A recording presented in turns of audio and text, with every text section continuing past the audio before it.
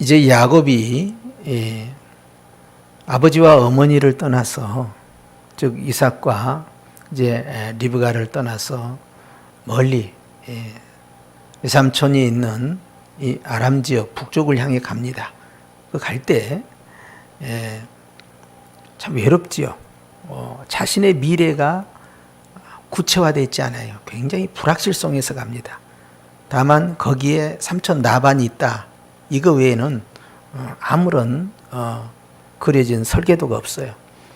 아버지께 받았던 그 축복을 가지고 가다가 중간지에서 베델에서 하나님을 만나는 놀라운 영적 체험을 하게 되고, 그리고 그 앞에서 하나님 앞에 서원을 하고 언약의 말씀을 붙잡고 가다가 결국 라반의 집에 도착하게 된 겁니다. 그러나 비록 삼촌이지만 거기에서 생활할 때 얼마나 외롭고 불편하겠어요. 그런데 가족을 맞이하게 됩니다. 그것이 바로 라반의 딸들인데, 한 사람은 레아고 한 사람은 나일인데 레아보다 나일이 훨씬 예쁘고 아름다워요. 그러니까 야곱 입장에서는 예쁘고 아름다운 이 나일에게 마음을 두지 않겠어요? 그래서 거기에서 가족을 형성하고 그리고 그 외로움을 씻겨냅니다. 지금 자기가 어떤 이 아버지 이삭이나 할아버지 아브라함이나 다 사업가들이에요. 이 사람들 비즈니스 하는 사람들이고 그 지역에서의 족장과 같은 역할을 했지만, 그러나 실적인 그건 다 타향살입니다. 그리고 그 지역에서 자신들을 방어하기 위한 군사력이겠지만 그런 왕은 또 아니에요. 자, 이렇게 사업을 위한 비즈니스 터전이 있지만 자기 자신에는 아무것도 없죠. 그런 상황에서 이제 야곱이 삼촌 집에서 더부살이를 할 때 그에게 가족이 생겼다는 것은 자신을 누구보다도 사랑했던 어머니 리브가의 사랑을 대체할 수 있는 아내가 생김으로 말미암아 외로움을 상쇄를 시키는 거예요. 그러니까 외로운 사람, 상처받은 사람은요, 또 새로운 가족을 품음으로써 새로운 식구를 통해서 그 상처가 치유가 됩니다. 예를 들어서 이제 젊은 사람들 같은 경우는 실연을 당했다. 그런데 그것이 1년이 가고 2년이 가고 계속해서 치유가 안 되면 우울증에 빠지고요. 그리고 이성에 대해서 아주 굉장히 배타적이고 스스로 자폐를 하게 돼서요, 고립을 시켜버리죠.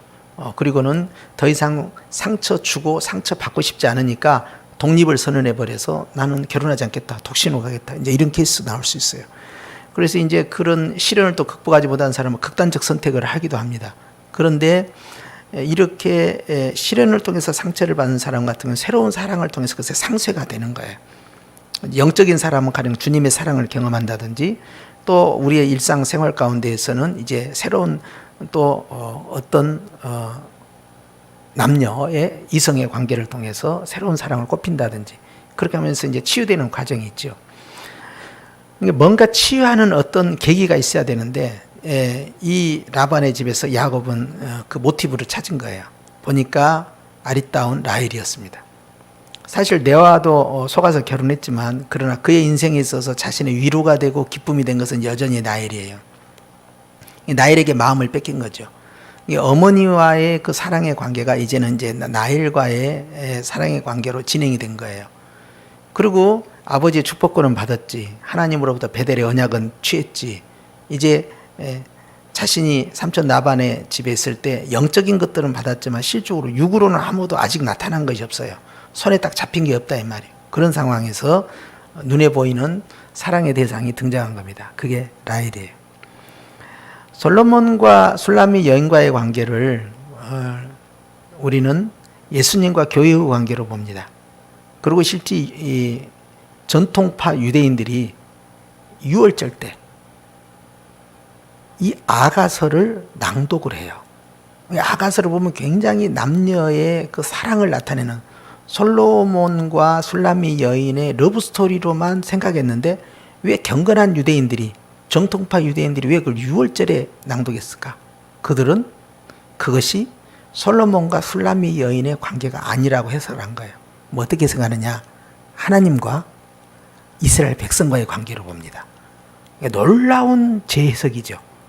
그 정도만 간 것도 많이 발전한 거예요. 그래서 조금 더 가면은 예수님과 교회의 관계까지 가야 되는데 거기는 못 가요, 또 유대인들은. 자, 야곱의 러브 스토리라고 생각하게 되면은 그것은 표면적 해석에 불과합니다. 그러면 경건한 유대인들은 자신들의 족장을 통해서 하나님의 언약이 흘러내려온 걸 알고 있기 때문에 그것은 야곱과 라헬과의 러브 스토리를 보지 않고 마치 솔로몬과 술람미 여인의 그 관계를 재해석하듯이 이걸 충분히 재해석할 수가 있는 거예요. 그러면 우리의 남편 되신 분이 누구냐 이 말이에요. 유대인들 입장에서. 근데 이사야 선지자를 비롯해서 또 호세아 선지자도 마찬가지고 하나님을 남편으로 봅니다. 그리고 이스라엘 백성을 아내로 봐요. 때로는 이제 아버지로 보고 자녀로 볼 때도 있어요. 근데 관계 설정을 할 때 다 어느 쪽 관계 설정을 하든 간에 사랑하는 관계, 가까운 관계를 의미하는 것이죠. 그러면 이 야곱과 라헬의 관계도 어떻게 보겠어요? 남편과 아내의 연인 관계를 표현할 때 하나님과 이스라엘 백성의 관계로 재해석을 해도 유대인들은 전혀 이상하지 않는 거예요. 왜?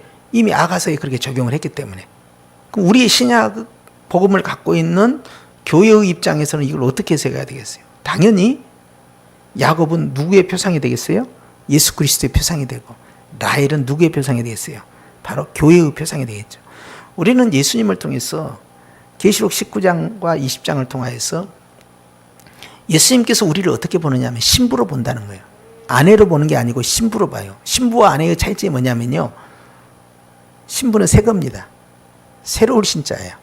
그러니까 우리도 밥도 있잖아요. 막 지어낸 빵, 막 지어낸 밥, 막 지어낸 국, 그런 거 있잖아요. 그런 것처럼 이제 막 신부가 된 거예요.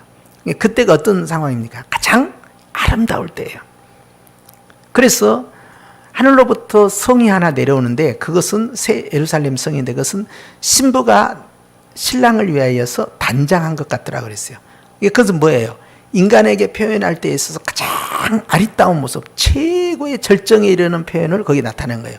흠과 점과 주름 잡힐 것이 없는 아주 아름다운 모습. 이제 그것을 이제 또 보석으로 표현한 거예요.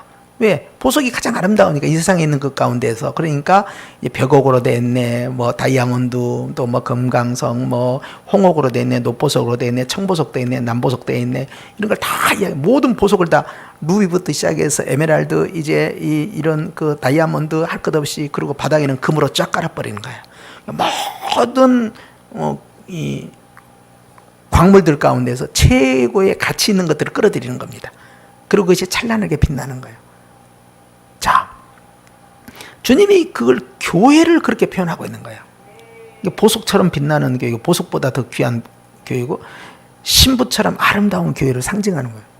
그래서 예수님께서는 이제 우리의 남편이시고 아내의 관계지만 종말에 가서 표현할 때는 신랑과 신부의 관계. 그러니까 얼마나 끈적끈적하고, 얼마나 새콤달콤하고, 얼마나 아름답고, 얼마나 풋풋하고, 그리고 이 신혼 때의 그 최고의 그 아름다움, 사랑에 풍덩 빠져 있는 그 모습, 그 이상으로 쫙 갑니다. 언제까지? 영원토록. 그러니까 헌 신랑이 되지 않고 헌 신부가 되지 않아요. 끝까지 세대고로 끝까지 가버리는 거예요. 첫날 밤의 그 모습이 끝까지 진행되는, 시간이 멈춰버리고요. 그리고 무한의 기쁨으로 빠져들어가는 거예요. 그러니까 천국의 컨셉은 결국은 기쁨이에요. 예수님 만날 때 재림의 컨셉도 기쁨이에요. 이게 기쁨이 빠져버리면 천국은 설명이 안 되는 거예요. 어떤 분은 사랑이라 그러는데 그 사랑이 기쁨을 통해서 드러나게 됩니다. 예. 사랑하니까 너무 좋은 거야. 사랑하니까 좋은 거지. 사랑 안 하는데 괜히 좋아? 근데 오늘 보니까 이 라헬을 야곱이 푹 빠져버린 거예요. 푹 빠지니까 시간의 개념이 정지가 되는 거예요. 7년이 며칠처럼 이렇게 한 거예요. 하루가 1000년이라고 했죠. 1000년이 하루 같다고 그랬죠. 1000년이 하루 같은 것처럼 짧게 느껴지는 것은 인생의 허무감을 느낄 때, 1000년이 손살같이 지나갔다, 이렇게 표현할 수 있지만, 고통의 과정을 살 때, 괴로움의 과정을 살 때, 그런 사단의 악랄한 공격 가운데서 환난의 과정을 살 때, 하루가 1000년 같은 지옥 같은 삶을 살았는데 예수님을 생각하고 사랑에 푹 빠졌을 때, 그것은 그 지옥 같은 1000년이 하루처럼 느껴진다는 거예요. 시간은 똑같습니다. 그런데 시간을 정지시키고 시간을 초월할 수 있는 것은 다른 데서 온 게 아니에요. 그것은 순전히 사랑에서 결정받아요. 이 사랑이 결국 무엇을 삶 가운데 드러내느냐? 그것은 성령 받을 때와 똑같습니다.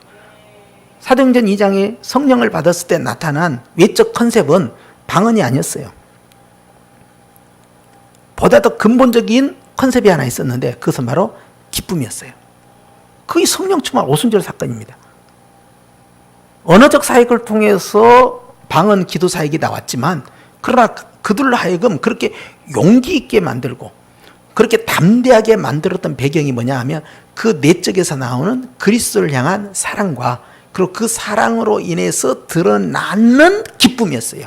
그리스도의 기쁨, 복음의 기쁨, 성령 충만의 기쁨 다 똑같습니다.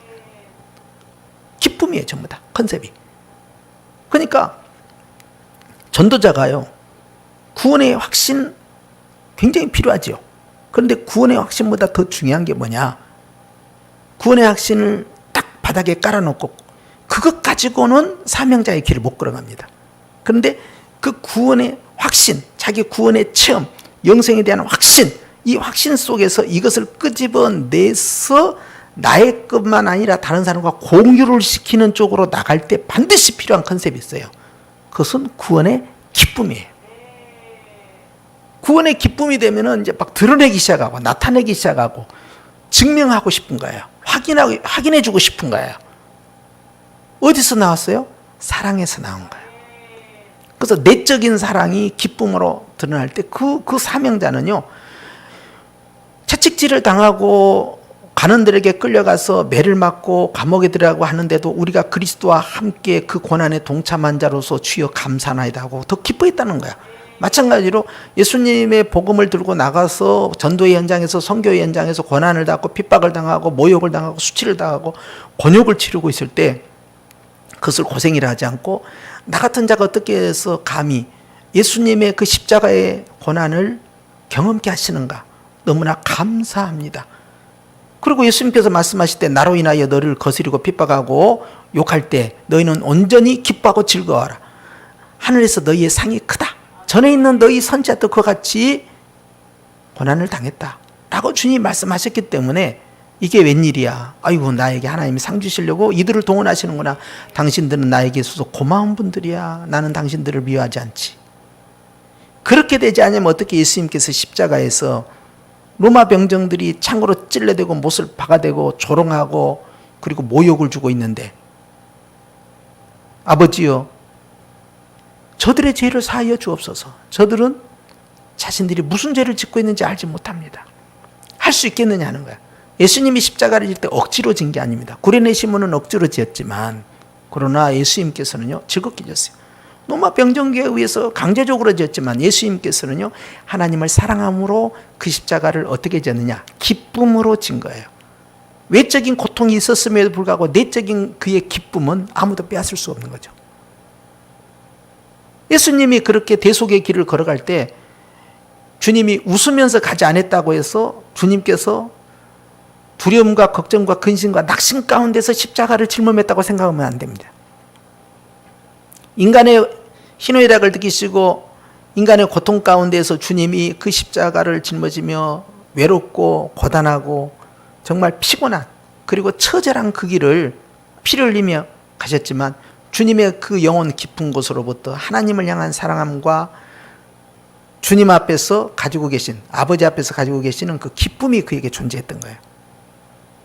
그리고 그것은 하나님에 대한 사랑과 기쁨에서 끝나지 아니하고 영혼들을 향한 장차 예수님을 통해서 믿을 미래 세대가 누굽니까? 현재 베드로와 요한이나 야고보나 이런 사람들을 현재의 그들이 아니라 오순절 성령 강림 사건 이후에 나타날 그들의 미래까지 다 보신 것이고 그 이후에 태어날 모든 크리스찬들까지 다 보셨대요. 주님께서는 얼마나 깊으시고 인류의 종말까지를 다 내다보고 계셨어요. 우리는 모르지만 인류의 종말에 누가 구원받을 주님은 알고 계신데 그들의 찬란하게 그들이 흰옷 입은 무리가 되고 세마포옷을 입고 주님 앞에서 들림받아서 주의 혼인잔치에 들어가고 새하늘 새 땅 새 예루살렘에서 주님과 함께 있을 그 모습까지 우리 주님은 다 알고 계시고 다 보고 계신 거죠.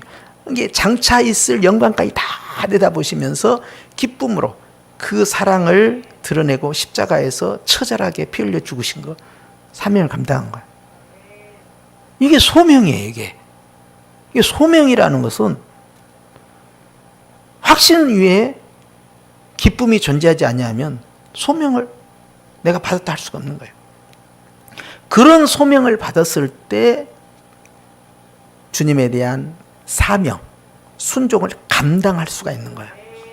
그러니까 주님에 대한 사랑, 그리고 드러나는 사역에 대한 기쁨, 이게 억지가 되면 안 돼요. 여러분들이 오늘 여기 올 때 어떻게 오셨어요? 기쁨으로 오셨어요? 아니면 억지로 오셨어요? 아, 금요일이니까 가서 이제 금요 기도를 해야 되니까 내가 가야겠다, 그런 생각하셨어요? 아니면 내가 오늘 또 주님을 또 만나는구나. 주님을 만나니까 말이죠, 이 7년이 수일처럼 느껴진 것처럼 이 금요일마다 기다려주고 내가 주님 앞에 기도한다는 게 너무나 감사하고, 그런 기쁨이 회복되지 않으면 절대 기도로 승리할 수가 없는 겁니다. 그러니까 주님께서 금식할 때 너희가 얼굴을 수척하게 하지 말고 슬프게 하지 말고 마치 내가 고통 가운데 있는 것처럼 그렇게 내색하지 말라는 거예요. 그거 사람에게 보이려고 하는 것이요, 그랬어요. 사람에게 내 고단한 인생을 노출해봐야 누가 알아주지 않아요. 다 무시하는 거지. 위로해 준 것 같지만은 쌤통이다 그러고요. 뭐 그렇게까지 내 친가족이 아닌데 뭐 얼마나 사랑하면 또 얼마나 사랑하겠어. 한계가 있잖아요, 그게. 예? 그러니까 구태야 나의 그런 모습을 보일 필요가 없어요. 그러니까 주님 뭐라고 말씀하세요? 금식할 때 너희는 얼굴에다가 세수를 씻으라는 거야. 그리고 머리에는 뭐라는 거야? 기름을 바르라는 거예요. 그러니까 다 아무 일 없는 사람처럼. 원래 금식할 때는 다 티끌을 날리고 먼지를 뒤집어 쓰고 또 슬픈 표정을 짓고 아이고 하는 것처럼 그렇게 하고 옷에다 베옷을 입고 그렇게 하면서 그냥 슬픈 이 복장, 컨셉을 그렇게 기획 연출을 합니다. 그런데 그게 무슨 의미가 있냐는 거야. 어차피 금식이라는 것은 하나님께 보이는 것인데 사람에게 보일 것이 없는데 굳이 그럴 필요 없다는 거예요. 네가 마음으로부터의 진정한 금식과 회개의 재단에 앉아있는 것이 더 중요한 것이, 사람에게 인정받고 사람들에게 내가 이 정도로 경건한 사람이다 이런 걸 보이려고 네가 할 필요가 있겠느냐는 거예요. 아무 의미가 없다는 것이죠. 그래서 오늘 주님께서는 우리에게 있어서 사랑이라는 것이 참 모든 것을 다 극복하게 만드는데, 주님을 사랑하게 되면 우리가 기도하고 봉사하고 헌신하고 하는 것이요, 어떻게 나오느냐? 기쁨으로 나와요. 그러면 사랑과 기쁨이 한 축으로 이렇게 돌아가지 않습니까? 이렇게 돌아가면요 쉽게 가는 거예요. 쉽게. 내가 지난 30년 동안 얼마나 고생을 했는데, 얼마나 힘들었는데 정신 못 차리고 있는 거야. 그래서 아이고 30년이 그냥 눈 깜짝할 새 지나갔네. 아이고 주님 믿으면서 찬양 몇 번 했더니 30년 훌라당 가버렸네. 아이고 참말로 수일처럼 지나갔다, 이런 표현이 돼야지. 와 30년 동안 야곱이 그랬잖아요.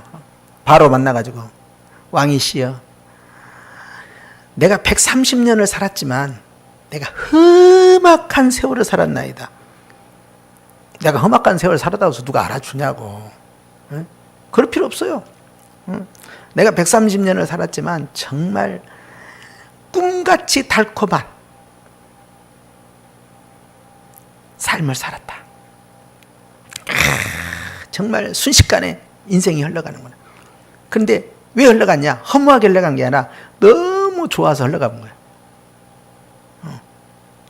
웃다가 끝나버렸다 내 인생. 좋다가 끝나버렸다 내 인생. 신나다가 끝나버렸다 내 인생.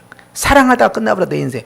그렇게 해서 사랑과 기쁨이 동시적으로 유발된 그런 소명자, 그런 사람이 기쁨으로 사명을 감당하는 거예요.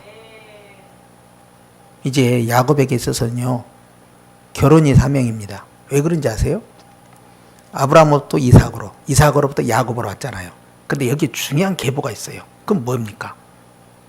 창세기 3장 15절에 약속하셨던 메시아, 여인의 후손으로 오실 구원자가 셈의 족을 통해서 내려오잖아요. 노아 홍수 이후에 쭉 내려오는데 그것이 어디까지 이어지냐 하면은 데라의 아들인 아브라함에게 이어져가요. 그리고 그 족보는 계속해서 야곱에게 내려가고, 야곱은 이제 여기서 어떤 사명을 감당해야 되냐면 정말 아리따고 예쁜 라헬을 통해서도 자식을 낳아야 되고, 정말 안 이쁜 그런 레아를 통해 자식을 낳아야 되는데, 나중엔 이 비라와 실바까지 해서요, 이제 그 종들까지 4명의 부인을 두게 되는데 총 12명의 아들을 낳게 됩니다. 근데 그 중에 내가 사랑하는 아내의 자식도 있고, 그렇지 않는 이제 자식들도 있다 이 말이에요. 그래서 이제 라헬을 통해서는 이제 요셉이 나오고 베냐민이 나오잖아요. 11번째, 12번째. 근데 첫 번째부터 10번째가 그렇게까지 뭐 사랑하는 사람들은 아니었어. 근데 그냥 난 거야, 그냥. 그렇게 났는데, 이 12명의 자손이 12조상이 될 줄 누가 알았겠어요? 어마어마한 일을 하고 있는 거예요. 그리고 결혼이라는 것은 이제 오늘날 이 문화적인 이 타락이요, 결혼을 터부시하는 거예요. 그러니까 사도 바울이 그랬잖아요. 말세에 가면 이 혼인을 금하고 이렇게 나옵니다. 침소를 더럽히고. 그리고 결혼을 아주 이제 우습게 하는 거야. 결혼은 연애는 필수, 결혼은 선택, 아모르 파티, 그런 가사가 있다고. 그래서 내가 참 여러 가지도 한다 그랬어. 아니, 이게 바뀌어야 돼. 결혼은 필수가 돼야 되지. 연애는 선택이고. 그런데 이 결혼은요, 이 출산은요, 우리가 애 낳는 기계냐, 생물학적인 존재냐, 이렇게 말하는데, 복음이 어떻게 시작됐냐고. 아담과 하와를 통해서 자녀를 낳아서 복음이 이어져 간단 말이에요. 그러니까 이 출산이라는 것은 단순히 생육하고 번성하는, 그렇게 해서 숫자를 늘려가는 그런 도구만이 아니에요. 그것은 하나님의 나라를 이루기 위한 중요한 사역제. 그렇기 때문에 우리는 이런 것을 완전히 다른 관점에서 접근해야 돼요. 결혼이라는 것, 출산이라는 것이, 이것이 하나님의 미션이구나. 이건 준 사명이구나. 이걸 기억해야 됩니다. 내가 가정을 이루는 것이 굉장한 미션이요. 그래서 이제 이런 과정을 통해서 이 야곱이 레아를 통해서 가정이 시작됐어요. 만약에 라헬을 만나지 않고 레아를 처음에 봤다면, 아직 나 결혼 준비도 안 됐고, 지참금도 없고, 가진 것도 없고, 부모도 떨어지고 하니까, 결혼은 나중에 하려면 내가 나 혼자 이렇게 사는 것도 참 힘들고 그러는데, 내가 귀한 딸 내가 이렇게 가정을 이룰 정도는 아니에요. 하고 핑계를 댔을지 몰라. 근데 누구를 만났어요? 레아가 아니라 라헬을 본 거야. 라헬을 보니까 돈이 있든 없든 뭘 해야 돼? 이거 무조건 결혼해야 돼, 이거. 그래서 삼촌 나바라고 딜을 한 거예요. 어떻게 딜했어요? 내가 7년 동안 내가 아무 대가를 받지 않겠습니다. 무임금을 선언해 본 겁니다. 그러니까 7년 동안의 품삯을 오로지 결혼 지참금으로 다 쏟아버린 거예요. 그러면 여전히 빈털 아닙니까? 그럼에도 불구하고 그것을 어떻게 지냈다고요? 며칠처럼 지냈다는 거예요. 왜? 그 7년 동안 뭐 했다는 거예요? 사랑과 함께 뭐가 나왔어요? 기쁨의 엔돌핀이 나오니까 하루가, 일주일이, 한 달이, 1년이 속속속속속 지나가는 거예요. 매일같이 즐거워, 행복해. 즐겁고 행복해, 즐거워. 그래서 한 거예요.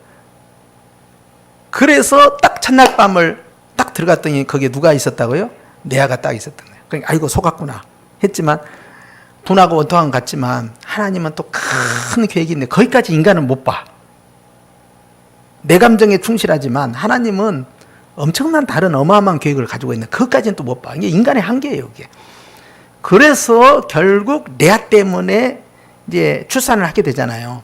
근데 그 레아를 아내로 받아들인 그 모티브가 뭐였냐 이거야. 그건 라헬이었다 이 말이에요. 라헬의 사랑에 푹 빠져서 속았든 어쨌든 간에 레아하고 이제 합방을 하게 된 거예요. 우리는 신약의 백성들이 예수님과 교회와의 관계에 있어서도 동일하게 이걸 적용합니다.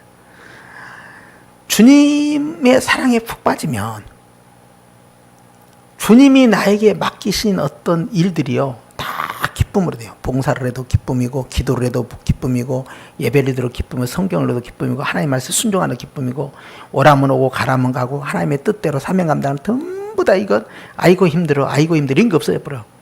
좋아서 어쩔 줄 모르는 거야.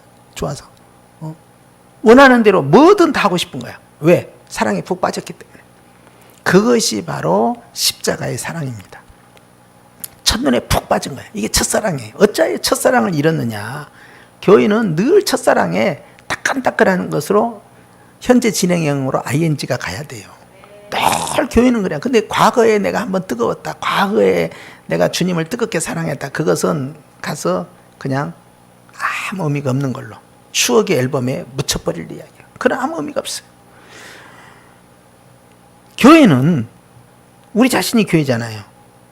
교회는 항상 하나님 앞에서 따끈따끈하고요.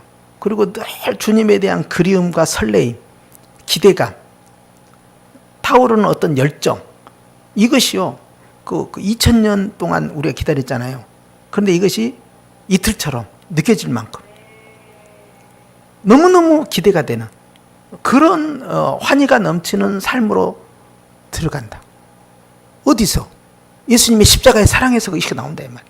그걸 통해서 우리는 하나님 앞에서 인생이 참 이렇게 행복하구나, 좋구나 그래야 되는데 딴 걸 사랑하니까, 딴 걸 걱정하고, 딴 걸 사랑하니까 딴 걸 염려하고, 딴 걸 사랑하니까 딴 것에 마음 뺏기고, 딴 걸 사랑하니까 딴 것에 의미 부여를 하는 거예요. 그러니까 인생은 꽝이 되더라 이 말이에요. 그러면 지긋지긋한 거지. 사는 게 힘든 거예요. 왜 이렇게 힘들어? 그래서 나훈아의 테스형이 나온 거야. 아버지라고 말 못하고 테스형, 인생이 왜 이래? 왜 이렇게 힘들어? 그곳에는 천국이 있던가요?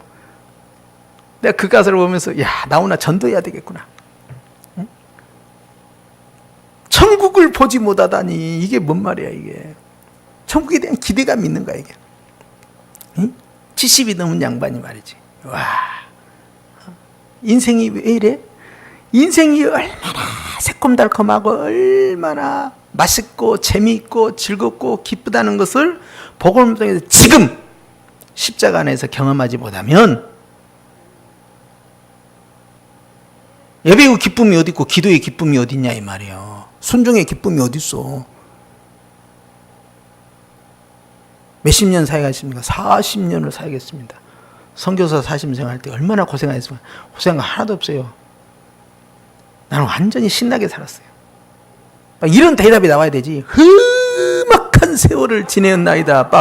내가 이 곤장으로 맞은 것이 몇 대이며, 감옥에 갇힌 것이 몇 년이며, 공안들에게 쫓겨다닌 것이 몇 년이며, 추방을 몇 번을 당했으며, 굶주린 것이 몇 번이며, 이걸 세고 있어? 이런 건 다 상급이니까 셀 것도 없고, 꿈 같은 세월을 내가 보냈습니다. 와, 너무 새콤달콤하고 맛있고 재밌고 즐겁고 행복해서 40년이 4일처럼 지나가 버렸네요. 너무나 재밌었어요. 주님이 나를 언제 부르실지 모르지만 그때까지 내가 이보다 더한 이 환희와 기쁨에 사랑에 푹 빠진 여행을 할까 하는데 너무너무 기대되고 설레입니다. 막 이런 감동이 들어야 되지 다른 이야기를 거기서 해버리면 안 돼요. 그러니까 야곱이 라헬을 7년 동안 라반을 섬기면서 찡그리지 아니하고 힘들다 하지 않고 무시도 당했을 거 아니에요. 처가살이하고 그렇게 하니까 외롭고 말이죠. 돈도 없고. 그러나 딱 한 가지, 라헬을 사랑했기 때문에 쑥 지나가. 그리고 드디어 레아를 아내로 맞아들이는 어처구니 없는 일이 생겼지만 그러나 하나님의 놀라운 계획이 그 속에 숨어 있었고 결국 라헬에 대한 사랑이 모든 걸 가능케 했다. 사랑은 죽음보다 더 강한 법. 사랑은 나의 인생을 행복하게 만들고 나의 인생을 기쁨으로 채워지는 거예요. 그렇다면 감당 못할 일이 없다. 어떻게 보면 요셉이 보디발의 집에 끌려가서 노예 생활할 때 정말 힘들 거 아니에요. 노예 생활, 아무리 거기에서 대접을 잘 받아 노예는 노예 아닙니까? 그런데 하나님이 그와 함께 하시니까 그 기쁨 가운데 젖어 있었어요. 감옥에 있을 때도 마찬가지예요. 그런데 야곱도 노예 생활은 아니지만 삼촌 집에서 사실 머슴처럼 생활한 거 아니에요. 대리사이제로 들어간 것처럼 말이죠. 그렇게 해가지고 처가살이를 하고 있으면서도 그는 눈치밥도 받겠지만 그러나 하나님 앞에서 라헬을 사랑하는 그 마음이 그로 하여금 모든 아픔을 이겨내게끔 만들었고 그에게는 보이지 않냐는 하나님의 언약의 힘이, 아버지의 축복이 여전히 기다리고 있었죠.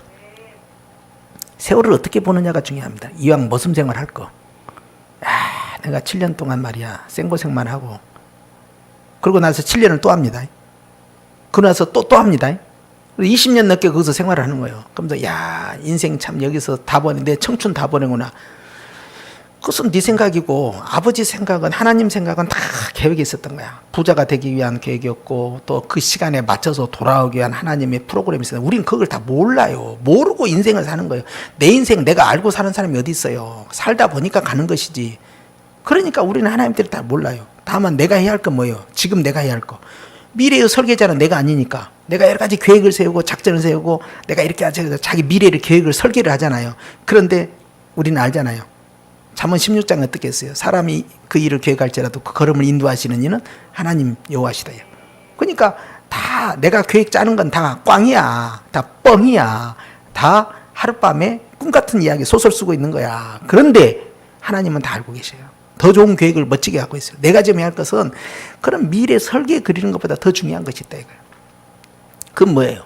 지금 사랑에 푹 빠져서 기쁨으로 하루를 1시간처럼 신나고 재미있게 매일 잠에서 깰 때마다 아이고 오늘도 행복해.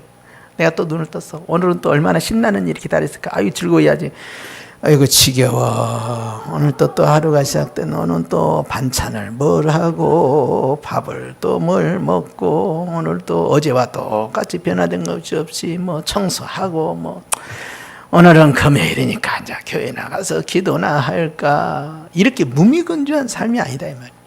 매일같이 신비롭고 즐겁고 행복하고 야 오늘 하나님께서 나에게 어떻게 역사하실까. 오늘은 또 주님이 나를 어떻게 또 은혜를 베푸실까. 내가 주님을 사랑하는데 주님을 생각만 해도 막 행복하고 기쁘고 말이지. 응? 하루하루 사는 것이 정말 감사뿐이고 이렇게 행복하다. 막 이런 영적인 엔돌핀이 나와야 사단이 시험을 못하는 거 아니냐 이 말이에요. 할렐루야. 기도할 때 어떻게 하실랍니까? 아시는 하나님, 모든 걸 보고 계시는 주님 앞에서 오늘 주님은 이 말씀을 통하여 우리에게 주시는 거예요. 그를 사랑하는 까닭에 7년을 며칠같이 하겠다. 그러면 우리는 어떤 마음으로 기도해야 되겠어요? 주님이 나를 이렇게 사랑하시거나 나는 주님 앞에서 이 사랑에 힘을 입어서 어떤 기도를 드려야 되겠어요? 사랑과 기쁨의 기도가 아니겠어요? 이것이 야곱이 가지고 있는 삶의 영성이에요.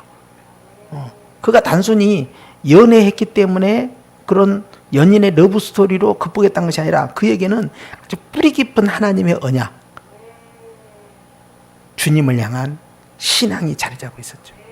결국 하나님께서는요, 야곱과 이 라헬 그리고 언격결에 얻게 되는 자기 첫 번째 와이프인 레아 그리고 빌하 다 실바까지 다 자기 아내들을 통해서 하나님이 어떤 엄청난 계획을 세우고 있는지 자신은 다 이해하지 못해도 하나님께서 자신을 쓰고 있다는 사실만큼은 그가 기억하고 있었어요. 오늘 우리가 기도할 때 여러분 주님 앞에서 내가 얼마만큼 주님을 사랑하는지 다시 한번 되새김질하고 이 사랑이 불타올라야 됩니다. 첫사랑이.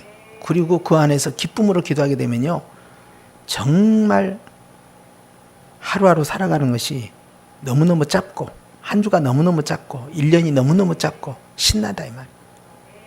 그러니까 우리는 인생에 대해서 전혀 다른 관점에서 시간을 초월하는 거예요. 영원한 세계를 바라보는 성도는요 이 시간을 뛰어넘어야 됩니다. 건너뛰어야 돼요. 그것이 바로 사랑과 기쁨에서 야곱은 그 비결을 발견했다. 오늘 우리가 그것을 적용을 해서 영원하신 하나님 앞에서 영원의 이 비결을 우리가 회복해야 되지 않겠느냐. 행복한 사람이죠. 즐거운 사람이에요.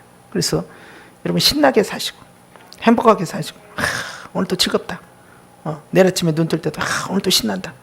하나님 앞에 대한 기대감. 내가 이렇게 행복하구나. 전부 예수님 사랑에서 출발한 겁니다. 그리고 끊임없이 주님은 항상 기뻐하라 그랬어요. 사랑에 빠지니까 기뻐하는 것밖에 없어요. 이제 할머니 할아버지들을 보니까요 어디에 푹 빠지니까 보니까 손주에 빠지더라고요. 그래서 저는 손주를 안 낳아봤으니까 그걸 잘 경험을 못해. 그리고 이해를 못하고 그리고 손주를 낳으면 저도 그렇게 빠질지는 모르겠는데 제가 생각했을 땐 저는 그렇게까지는 안 빠질 것 같은데, 지금 생각에는. 그런데 대부분의 이 손주를 보신 그 목사님들을 보니까 완전히 빠지더라고요.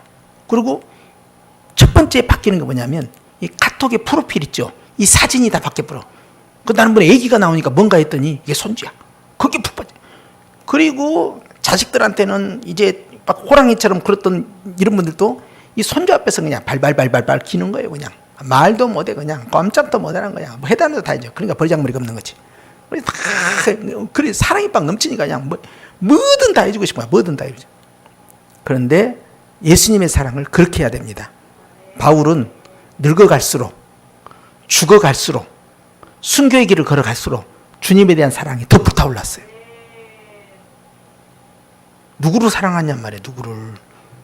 누구를 마음에 품고 푹 빠져있냐 이거예요. 완전히 빠져버려야 돼요. 누구에게? 예수. 누구 때문에 오늘도 행복하고 기쁘고 즐겁냐고. 그 이름 예수. 예수에는 답이 없다. 죽는 날까지 낮에나 밤에나 주님 언제나 오시렵니까 하는 것처럼 주님의 품에 푹 빠지는 것. 그 그리움이 우리에게 큰 무기가 된다. 이걸 기억하시고 오늘도 기도로 승리하실 주님을 축원합니다. 기도합시다. 하나님 아버지 감사